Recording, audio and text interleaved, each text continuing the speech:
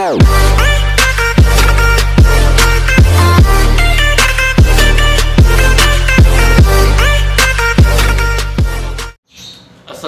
warahmatullahi wabarakatuh. Ketemu lagi dengan saya. Kali ini kita akan membahas tentang wawancara.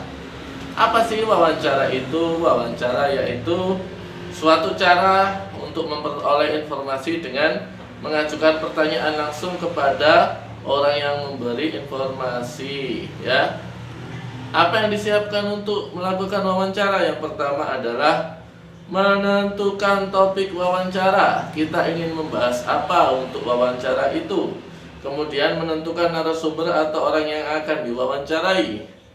Menentukan siapa dulu yang akan kita wawancarai, siapa yang akan memberi informasi kepada kita.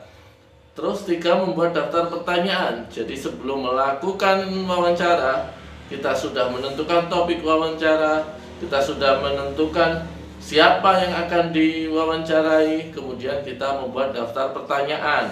Kita siapkan dulu pertanyaan-pertanyaan yang akan kita tanyakan kepada orang yang akan kita wawancarai. Kemudian menyiapkan alat untuk mencatat. Kita siapkan apa saja peralatan yang dibutuhkan untuk mencatat saat wawancara berlangsung, ya. Untuk lebih jelasnya saksikan video berikut contoh wawancara. Selamat menyaksikan. Assalamualaikum warahmatullahi wabarakatuh, teman-teman. Perkenalkan, nama saya Ziwan Muslim. Saya akan mewawancarai papa saya karena ini tugas dari sekolah. Ayo lanjut video berikutnya. Sekarang aku sudah bersama papaku. Oke, kita langsung memulai wawancaranya. Papa, gimana kabarnya? Alhamdulillah baik sekali Ziva. Kamu gimana kabarnya? Alhamdulillah baik juga kabarnya. Iya. Apa pekerjaan Papa selama ini? Papa bekerja sebagai karyawan swasta sekarang, gitu sih. Oh, Papa bekerja di perusahaan apa? Papa bekerja di sebuah bank, jadi sebuah bank swasta, yaitu Bank Seri Niaga, di mana Papa di bank tersebut sebagai marketing, di mana marketing itu adalah job desk-nya itu mencari nasabah yang mana, mencari nasabah yang ingin melakukan KPR, kredit rumah, terus kredit mobil, kredit multiguna, take over yang berbasis syariah gitu. Papa sudah berapa lama bekerja di bidang ini? Kalau Papa bekerja sebagai marketing itu sudah lebih dari 10 tahun gitu. Jadi Papa dulunya di Bank Mandiri dan sekarang pindah ke Bank CIMB Niaga. Itu semuanya di bidang marketing. Kantor Papa di mana sih? Saat ini kantor Papa di Bank CIMB Niaga Cinere. Jadi Papa bolak-balik antara Cinere ke Bintaro karena kantor Papa ada banyak gitu, jadi kita bolak-balik antara Cinere dan Bintaro. Apa pekerjaan ini cita-cita Papa dari kecil? Kalau cita-cita Papa dari kecil sebenarnya bukan sebagai marketing, tapi setelah Papa kuliah, jadi Papa menyukai bidang marketing. Jadi setelah Papa lulus dari kuliah, Papa kerja sebagai marketing sampai dengan saat ini. Baik Papa, cukup sekian wawancaraku dengan Papa. Semoga Papa selalu diberikan kesehatan dan kelancaran dalam bekerja ya Pak. Iya, terima kasih Divana. Oke teman-teman, ini wawancaraku dan papaku. Udah ya, wassalamualaikum warahmatullahi wabarakatuh. Waalaikumsalam warahmatullahi wabarakatuh. Dadah. Selanjutnya kita akan membahas tentang menulis cerita. Apa arti cerita? Cerita adalah tuturan yang menerangkan tentang kejadian atau peristiwa tentang suatu hal. Cerita dapat berupa perbuatan, pengalaman, atau penderitaan orang. Cerita ada yang benar-benar terjadi dan ada juga yang rekaan atau karangan, ya. Cerita karangan atau buatan yang tidak sesuai dengan keadaan aslinya.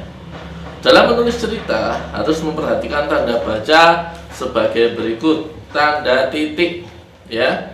Tanda titik digunakan untuk mengakhiri kalimat. Satu kalimat jika selesai maka harus diakhiri dengan tanda titik. Contoh, pertumbuhan makhluk manusia dipengaruhi oleh makanan yang dikonsumsi setiap hari. Titik. Itu selesai satu kalimat. Tanda koma digunakan untuk memisahkan unsur dari suatu perincian, memisahkan nama orang dari gelar akademik yang mengiringinya, memisahkan anak kalimat yang mendahului induk kalimat, dan mengapit keterangan tambahan. Contoh ya, berat dan tinggi badan Ani, ada jedahnya, bukan berhenti tapi jeda. Berat dan tinggi badan Ani mengalami kenaikan. Titik. Contoh lagi di koma. Pada malam hari, nah ini bukan titik. Pada malam hari, koma ya. Pada malam hari suhu udaranya terasa dingin. Titik. Seperti itu. Hanya untuk jeda, leren dulu. Nah itu namanya fungsi penggunaan tanda koma. Huruf kapital. Huruf kapital digunakan untuk mengawali kalimat.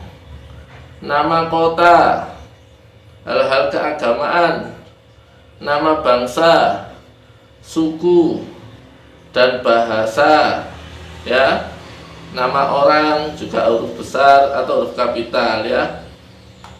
Nama desa, semuanya menggunakan huruf kapital awalnya, ya. Contoh Rini dan Rio, nama orang. Rininya R huruf kapital, Rio R-nya juga kapital. Pergi ke Jakarta, Jakartanya J-nya kapital karena nama kota. Titik. Mereka, M-nya kapital, kenapa? Karena awal kalimat. Mengunjungi Adi, A-nya kapital karena nama orang. Mereka mengunjungi Adi, teman lamanya. Nah ini tanda komanya berfungsi untuk menjeda, leren dulu.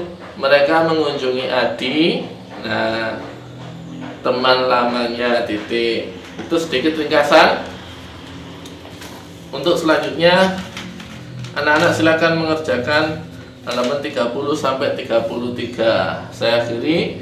Assalamualaikum warahmatullahi wabarakatuh.